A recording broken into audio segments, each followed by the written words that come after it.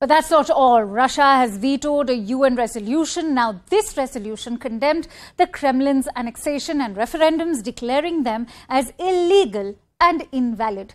The UN has urged all countries not to recognize any annexation of the territory claimed by Moscow. 4 countries abstained from the vote, including India, China, Brazil and Gabon.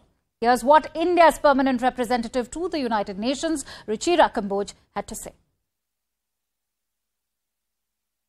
Dialogue is the only answer to settling differences and disputes, however daunting that may appear at this moment.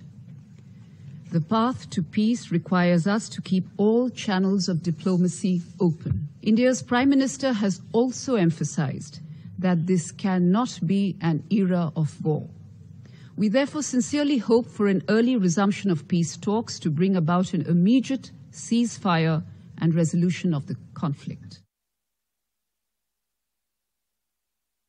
CNN News 18 is one of the few channels which continue to bring you a Ground Zero report. And joining us live from Kharkiv right now is my colleague Sanjay Suri. Sanjay, thank you so much for joining in on our show. Now, let me ask you, does this annexation hold any merit? Because the UN has called it a violation. Tell us more about the reaction in Ukraine and from around the world.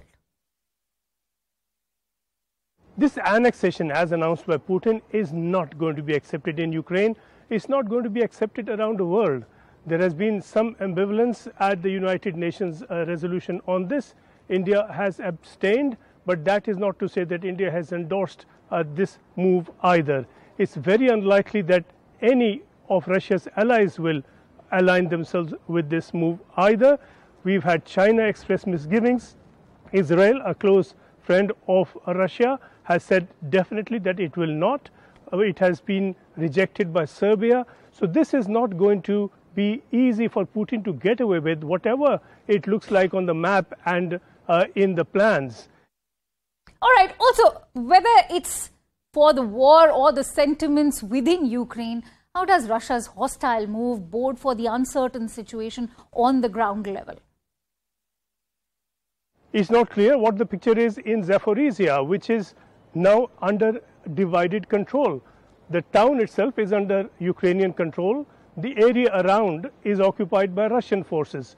So when Putin claims the whole of that territory as a part of Russia, what happens to the town center? Will there be a new conflict there? Will this mean street-to-street fighting? We've also seen pockets of Donetsk region in Ukrainian hands. Again, there is a question what happens there.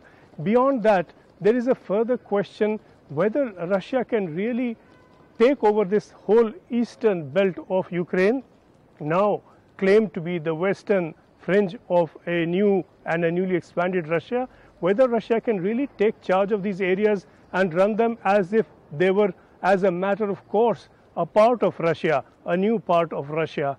This whole move is not ending the conflict. It is in fact entrenching the conflict. It's going to be the start of new tensions, new confrontations, and these are certain to continue for a very long time. Absolutely. Many thanks to you, Sanjay Suri, for bringing in that report from Ground Zero. Let's also try